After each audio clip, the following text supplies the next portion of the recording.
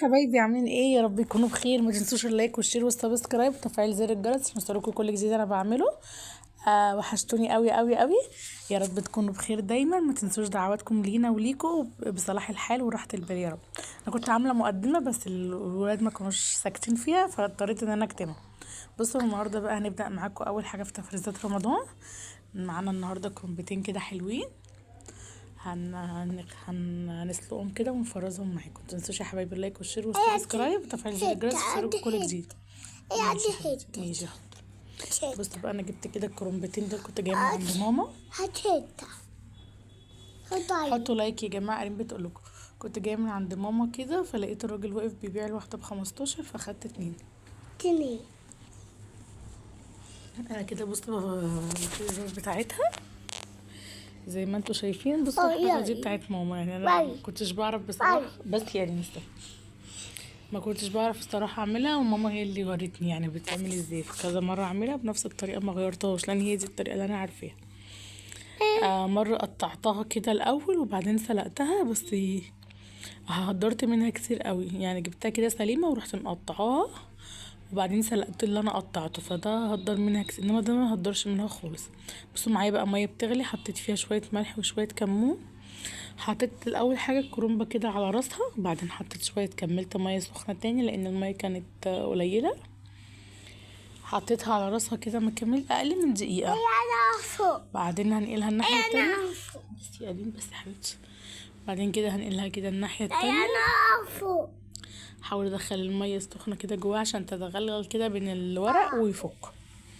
بص هو اول ما الورق بيفك يعني خلاص استوى. يعني ما بتاخدش دقيقتين كده. الميه كانت غليت قوي فراحت طافيه النار فولعتها تاني. هبدا بقى اطلعها الورقه اللي بتفك كده اطلعها ورقه واحده كده ورقه من بعضها كده وبالراحه واحده واحده كده زي ما انتم شايفين وافردوهم كده.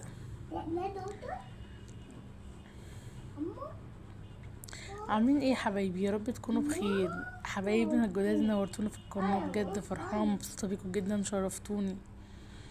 يا رب يعني القناه تعجبكم كده ونبقى عند حسن ظنكم يا رب. حطوا لايك يا جماعه لولا بتقول لكم. بصوا كده بطلعها ورقه ورقه معاكم. مرضتش يعني اسرع في الفيديو عشان تشوفوها عشان البنات اللي زي كده الفرافيل يعرفوا يعملوا لان فعلا ما كنتش بعرف اعملها. بوديها عند ماما وخلي ماما هي اللي بتعملها لي بصراحه. كانت ماما بتجيب وتفرز لي معاها. فبعدين بقى بقيت اتعلمت بقى وبقيت بعمل. يعني اتفرجت الاول على فيديوهات كانوا بيقطعوها الاول وبعدين بيسلقوها. فعلا كنت كده الكرنبه نصها بيضيع كده. انا خلاص بصي بقى دول ما شاء الله الكرنبتين. هبدا بقى افرزهم معاكم كده. هنا النور كان عندي قطع فده على الكشاف مرضتش افصل بقى وقلت استنى النور لما يجي وهاخد وقت. بصراحه ما كنت صدقت ان العيال ناموا عشان ابدا اعملها لانه لو صحيت مش عارفه اعمل اي حاجه. بصوا بقى كده انا بلفها وهقطعها بقى على حسب طول الصباع اللي انا عايزاه. يعني بصوا على حسب طول الصباع اللي انا عايزاه هقوم مقطعاه وشايلاه. استني يا قريني اسكتي يا حبيبتي. قولوا لي بقى فرستوا ايه رمضان وعملتوا ايه كده. علقولي بقى كده ولايكات وشيرات كده ظبطوني يا حبايبي. عايزين نكبر بيكم ان شاء الله. بصوا على قد الصباع. شوفي انت عايزه صباع كبير صغير وقطعي على قده بالظبط.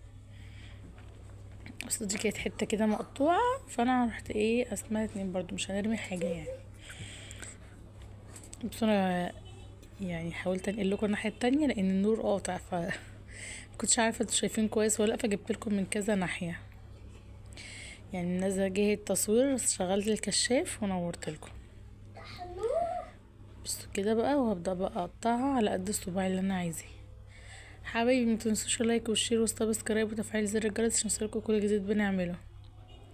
احنا مش بنخترع الزر ده اكيد كل الناس بتعرف تعمله يعني. بس انا حبيت يعني لان انا ما كنتش بعرف واتعلمت فاكيد ناس كتير زي ما كانتش بتعرف واتعلمت برضه. فدي طريقه بسيطه جدا. دي طريقه ماما ربنا يديها الصحه يا رب. هي اللي علمتني الطريقه دي لان انا في بيت ماما ما كنتش بسلق كرنب. كانت ماما هي اللي بتسلق. ولما اتجوزت قعدت بقى اجيب من عند ماما وبعدين بقى شفت طريقه على النت ان هم قطعوه كده بالسكينه كده مكعبات كده وبعدين خدوها سلقوها. بصراحه يعني الكرنبه هدرت ياما قوي. فماما قالت لي بقى على الطريقه دي من ساعتها وانا بعملها بيها. بطريقه سهله وجميله. بصوا انا مش بقطعه، انما وانا بلف بقى وهقطعه. يعني انا هنزل لكم كده، هعمل محشي كده اليومين دول لان الجو ساقعه، هاخد من اللي انا عاملاه دوت وهوريكم بقى بعمله ازاي. ماشي يا حبيبتي. وكده بقى فرستهم اهوت. حبايبي ما تنسوش اللايك والشير والسبسكرايب، وكده نبقى خلصنا فيديو بسيط كده ولذيذ، وباي باي.